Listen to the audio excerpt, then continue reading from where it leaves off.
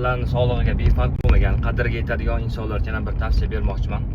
Sizdami, oilandami, yaqinlardami surunkali bosh miya, yurak qon tomir kasallik bilan og'riydigan, ya'ni qon bosimini ortishi, gipertoniya, yurak ishemik kasallik, IBS yoki UIK, o'tkazilgan infarkt, insultdan keyingi kasallar bilan og'rigan bemorlar bo'lsa, ularga kardiolog, nevropatolog doimiy ichib yurishga dorilar buyurilgan bo'lsa-yu, siz o'z voshimachilik bilan hech qachon dorini ichishni to'xtatmang yoki bekor qilmang. Holatim yaxshilandi, og'riqlar pasaydi yoki parhez qilyapman, jismoniy tarbiya qilyapman deb o'z boshimdan to'xtatmang. Albatta shifokor nazorati ostida tahlillar, EKGlar, ekokardiografiyalardan so'ng maslahatlashib bekor qilinadi. Bo'lmasa nazorat qilinmagan qon bosimi yana insultga olib kelishi mumkin.